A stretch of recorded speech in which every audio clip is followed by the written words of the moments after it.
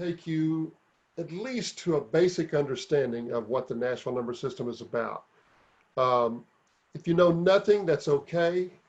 What this is for. We're going to go forward with this a little bit. If you know a lot about the Nashville Number System or about music in general, hopefully this will be of help to you too.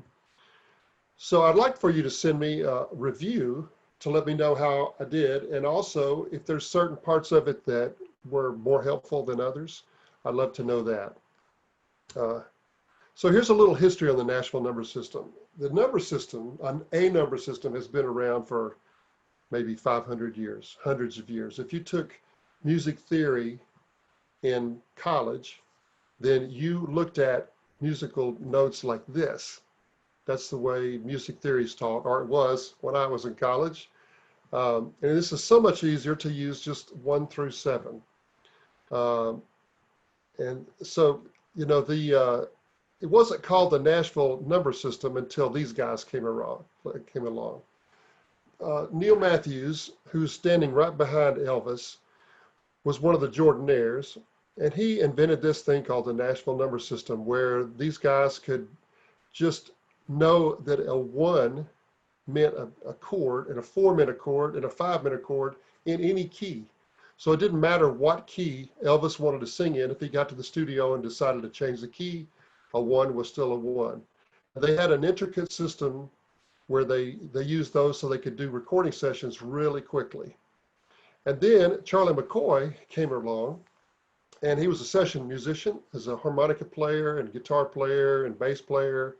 And he was a very talented guy, still is. And he did a lot of study of music theory in college. In fact, he took an extra semester of music theory.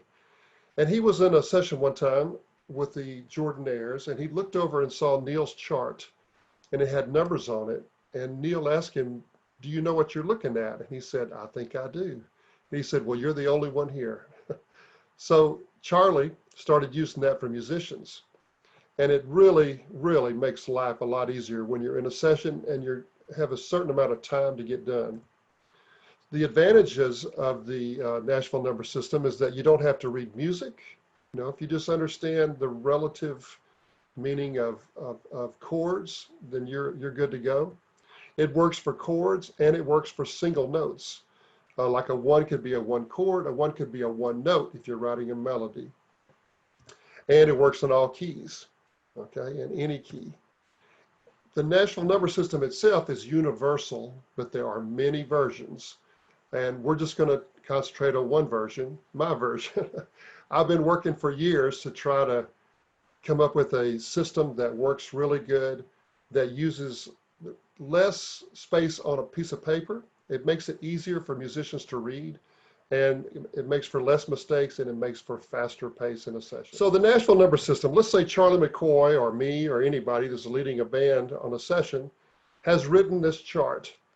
It's got all these letters, C, C, F, F, C, C, G, G, down the whole page. And then they walk in and the vocalist says, "You know, guys, that's really not the best key. Let's do it in D." Okay? So the leader would have to go back and rewrite everything so that it looked like this. Okay? If we're using the Nashville Number System, this is the key of C, this is the key of D. Okay? Key of C, key of D, same thing. That's what makes it so easy. All right, so here's my take. God gave us 12 notes in a scale. Just 12. It's amazing. And if you look on a piano, that's all there is. It's just 12. We're going to talk about the 7 of those. The do, re, mi, fa, sol, la, ti, do. 1, 2, 3, 4, 5, 6, 7, 1. And if you're in the key of C, that is C, D, E, F, G, A, B, C. Okay? The main 3 chords in the key of C are C, F, and G. We call those 1, 4, 5. Okay? The 1, the 4, and the 5, if you play an instrument, guitar, piano, or whatever, you'll notice that if you're playing in the key of C, you're usually playing C, F, and G chords. You may be playing some others, but those are the main ones. Those are the foundation for any key, but these are the notes in the key of C. So if we're going to add some more notes in the key of C, some more chords, I mean, the 6 minor or the A minor would be the most common, followed by the D minor, followed by the E minor, and then a thing called flat 7, where we take the 7th tone and flatten it. That chord is pretty common, especially in Southern rock music and kind of like Waylon kind of music, those kind of things. So there's the foundation. In the key of G, it looks like this: G, A, B, C, D, E, F sharp, G. That's a G scale. The main chords are G, C, and D, still 1, 4, and 5. So if we're going to add some others, 6 would be the first one we'd add, and it would be E minor, A minor, B minor, 3, or a flat 7 in the key of G is an F chord. Okay. If you play piano, it looks like this. There's a C scale on the piano, there's the numbers, and there's the 3 main chords: a C chord, an F chord, and a G chord. In the key of D, it looks like this.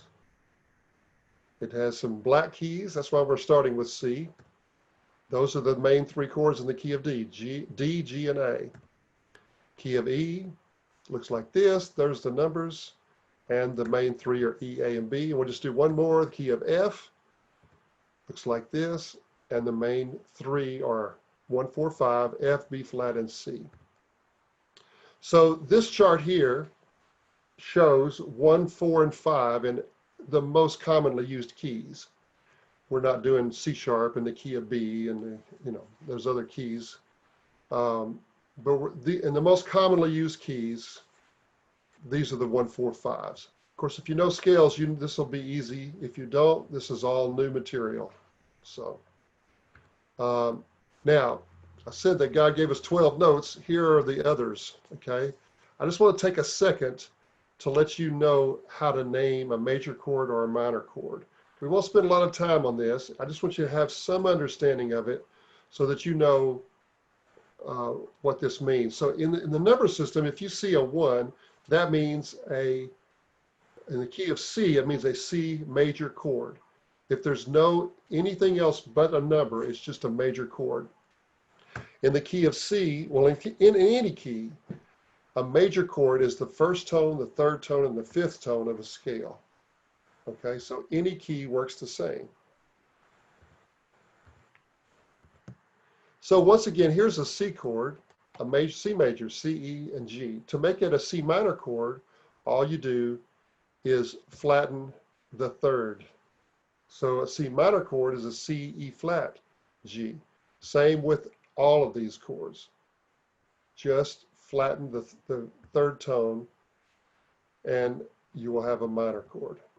Now we're going to get into using the numbers actually in a chart.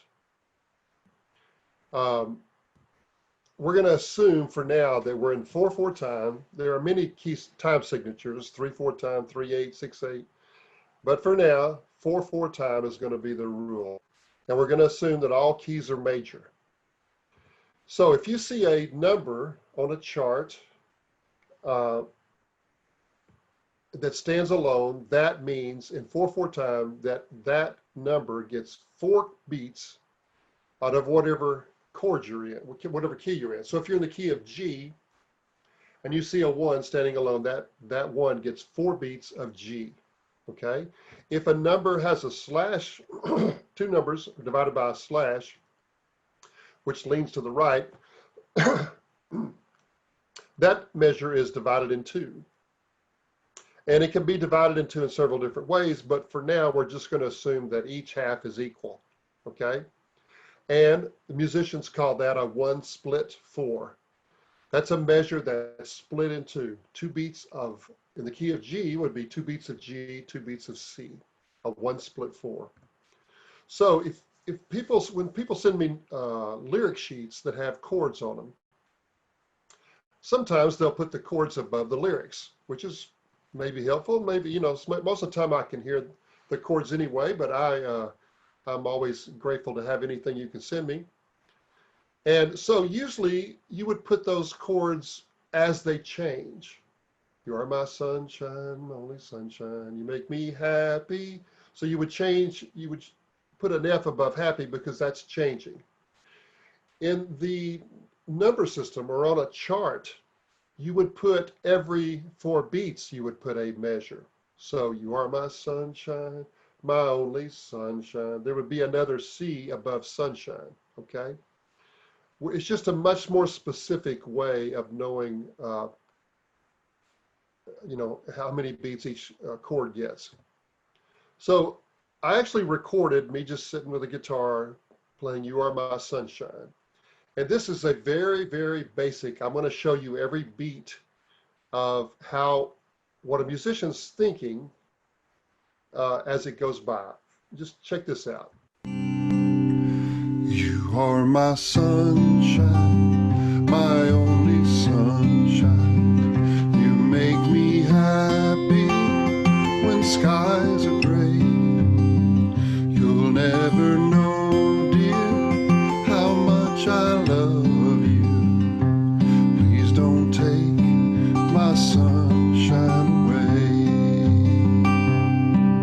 So this shows that each of those single note ones gets 4 beats, and the one that has one split 5 gets 2 beats of 1, 2 beats of 5. In the key of G, that would be 2 beats of G and 2 beats of D.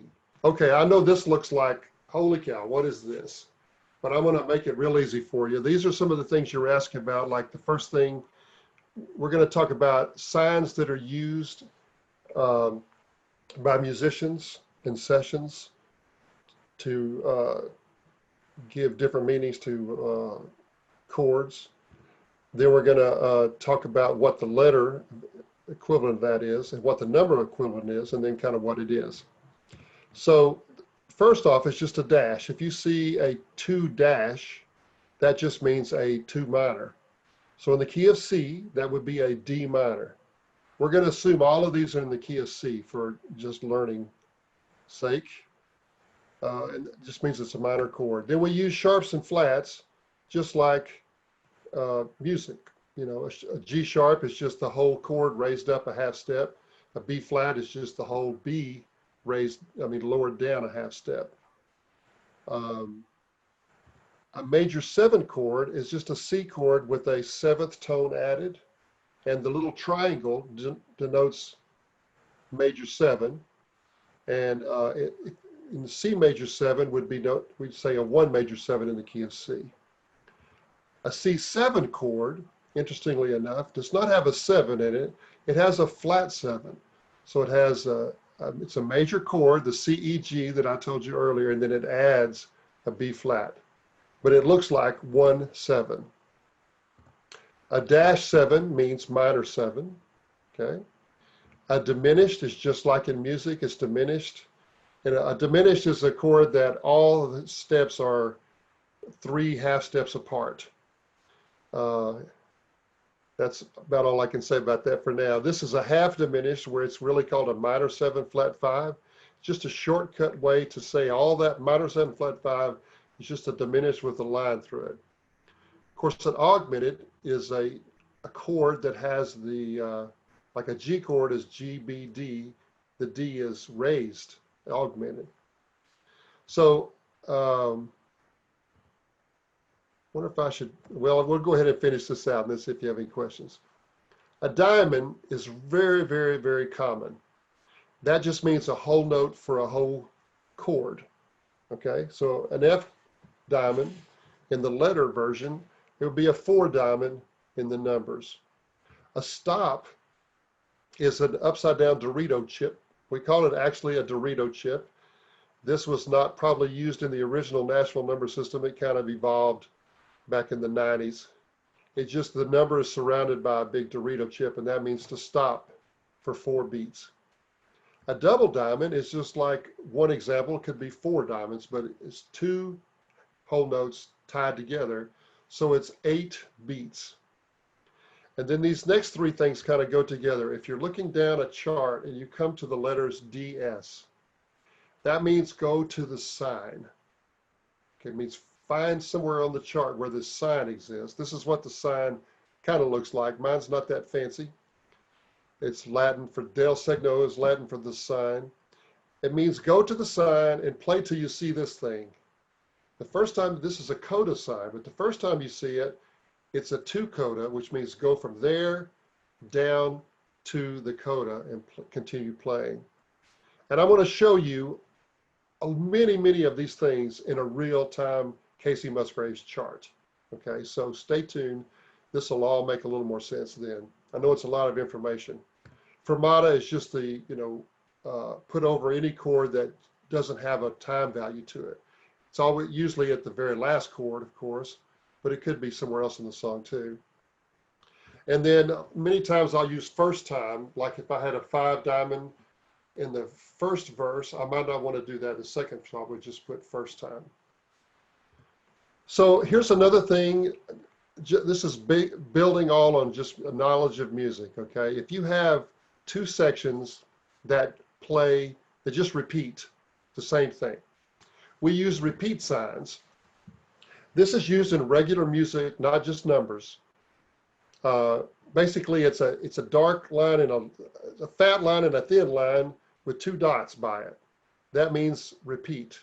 So the one that's by the verse, that's like a southbound, what I would call a southbound repeat. And the one that's at the end of the chorus is a northbound repeat. So when you get to the end of the chorus, that just means repeat back to the other side. That's all that means. The next time you come to that repeat sign, you play through it. Okay? Then if the last 2 chords or the last chord or whatever is different, then instead of just using a regular repeat, you use something called first and second endings, which is a very musical term that's been carried over to numbers, where you just write a first ending, which is just the line with a number 1. That's the 2 chords you play the first time, and then the second time you play the chorus, when you get to the end of the chorus, you go down and play the second ending. I just want to give you a piece of everything here, so hopefully that's helpful to you. Now here's something that's very much used in music and the Nashville Number System. It's a thing called a push, where you anticipate the next downbeat. And I've recorded something for you here, so let me show you. So let's see, if you're counting 1, 2, 3, 4, and you have 1, 2, 3, 4, where you change to the 4 chord on the third beat, okay? And then to push means that you go to the 4 chord a little bit early. And so instead of counting 1, 2, 3, 4, you count 1 and 2 and 3 and 4 and. So the 1 changes on the and after 2, where it's going 1 and 2 and 3 and 4, 1 and 2 and 3. And so I would recorded this. Let me show you what this sounds like. Here is an example of going from an A chord to a D chord with 2 beats of A, 2 beats of D with no push. So it'll be 1, 2, 3, 4, 1, 2, 3, 4, 1, 2, 3, 4, 1, 2, 3, 4. Now if we add a push where we're going to change to the D chord on the and of 2, counting 1 and 2 and 3 and 4 and, where we push on the and after 2, 1 and 2 and, that sounds like this. 1 and 2 and 3 and 4 and 1 and 2 and 3 and 4, 1 and 2 and 1 and 2 and. Once again, here's not pushed. 1 and 2 and 3 and 4 and 1 and 2 and 3 and 4 and pushed. 1 and 2 and 3 and 4, 1 and 2 and. All right, so I hope that was helpful. You can push on any of those ands.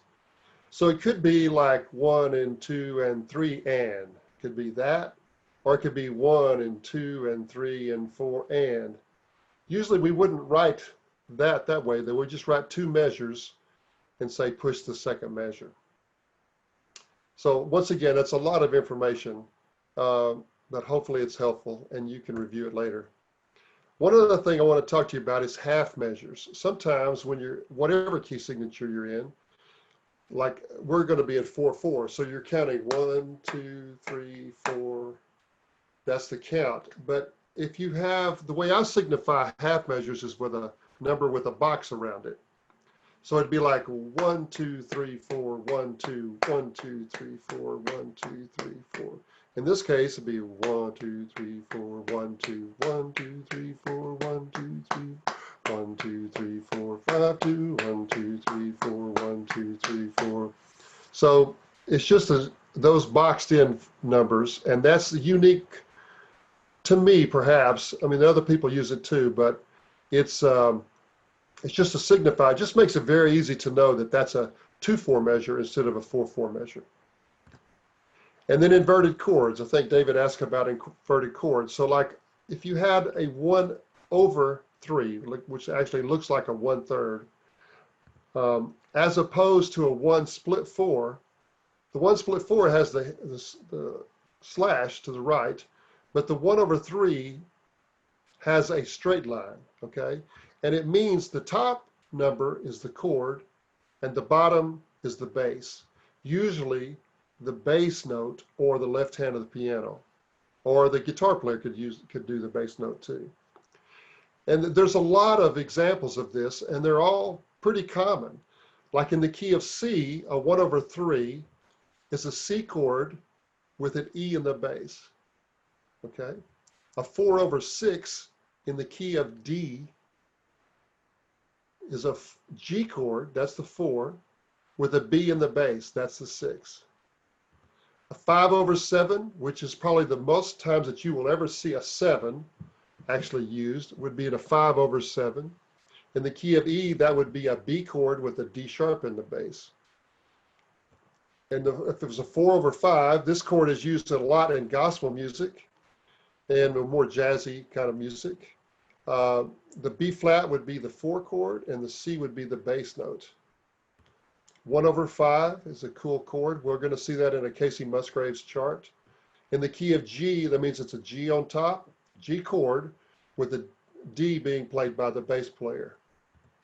A 2/4 sharp, which I think David asked about a 2/4, which is possible too, but a 2/4 sharp, in the key of A, the 2 is a B and the 4 sharp is a D sharp.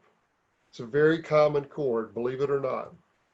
3/5 sharp is a little less common, but it happens quite frequently.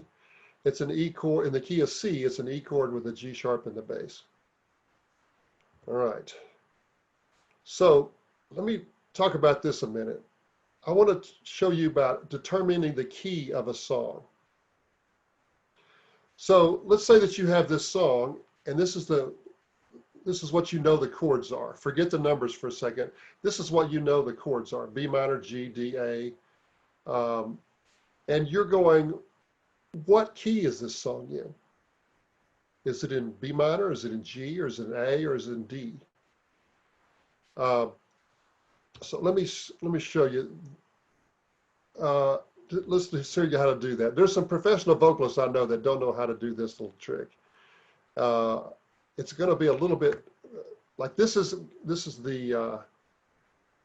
I'm going to show you the long way, then the easy way. Okay, so if we're going to use B minor, G, A, and D. Those are the notes. Those are the chords we have, and we want to figure out what key we're in. So we go. Let's find all the B minor. Here's the keys.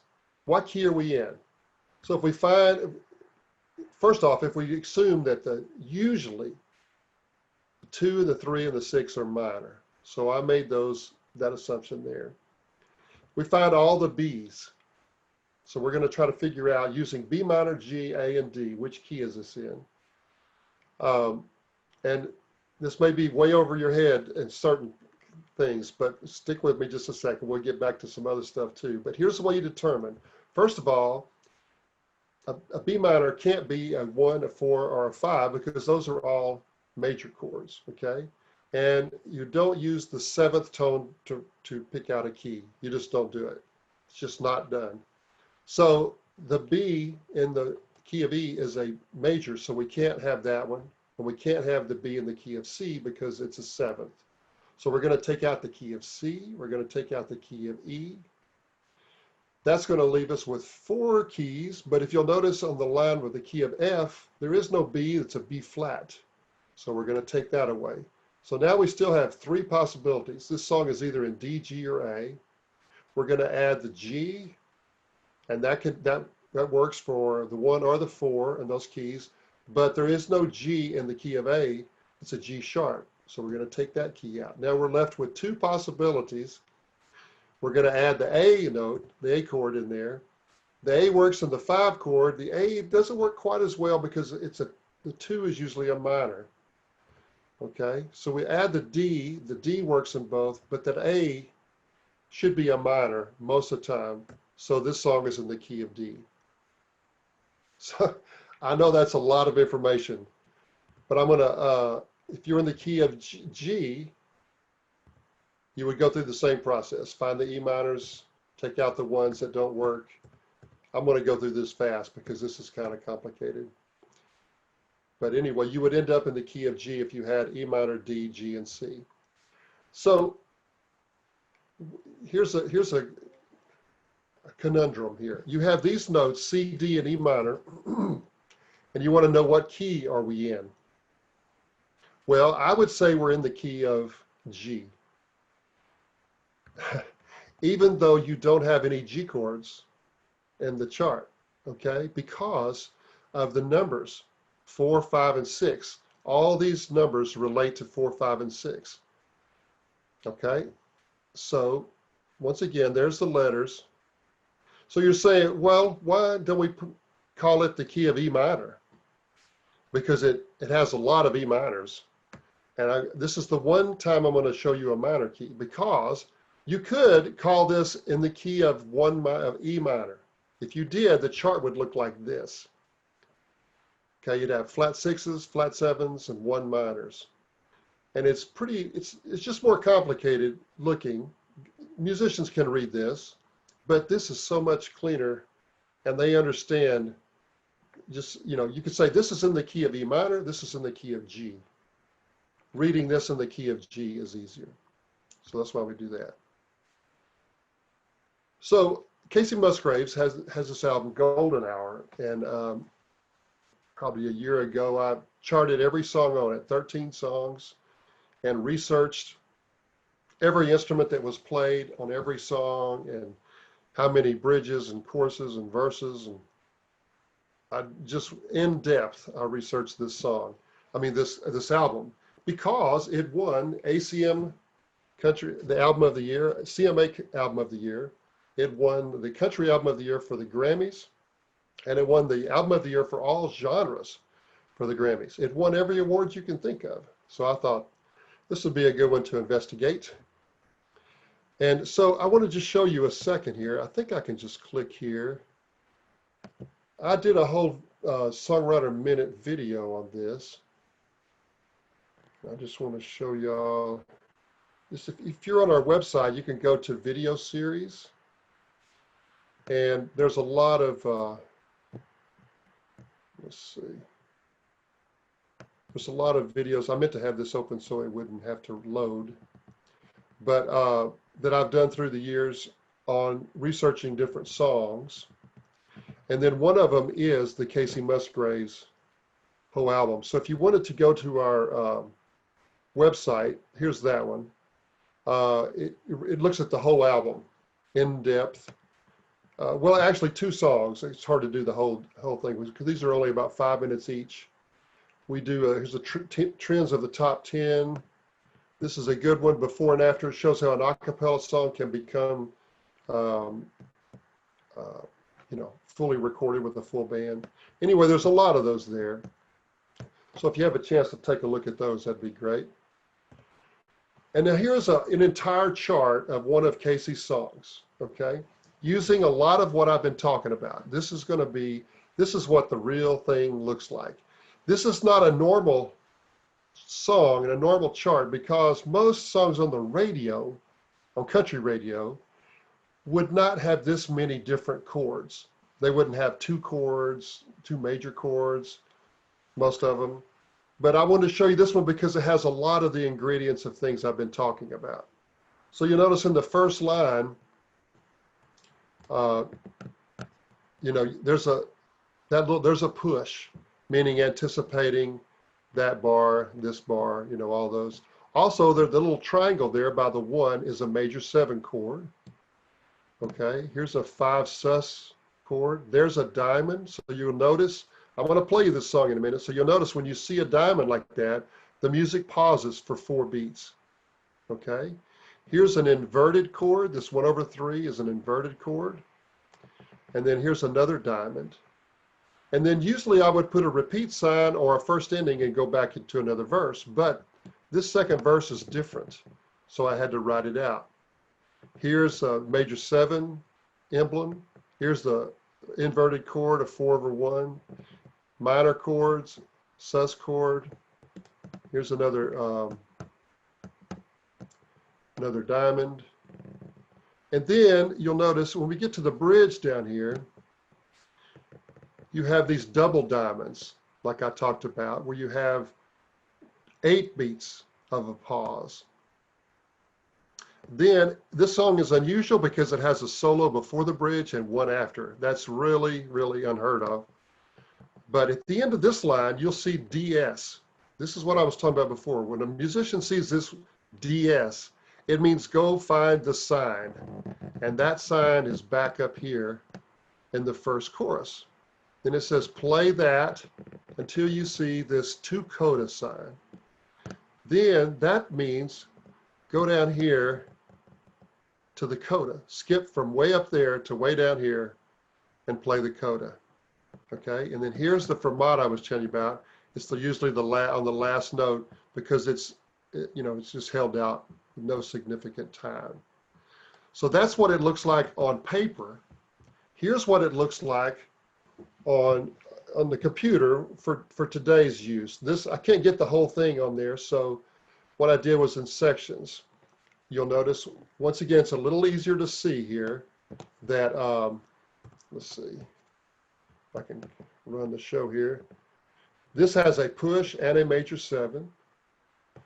Here's a diamond, okay? Here's a diamond. Here's an inverted chord. Here's a sus chord, minor chords. So all that stuff is used on this. Here's the turn. This is like on down the page. Inverted chords, diamonds. Then you have these double diamonds. These double diamonds where that's 8 beats of hold there, and then 8 beats of hold there.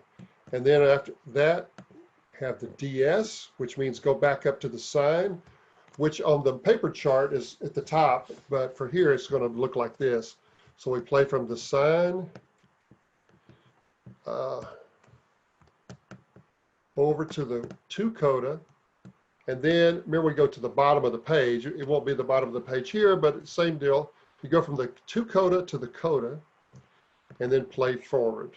Okay, here's another diamond. Just wanted to show you these things. Fermata, the last thing.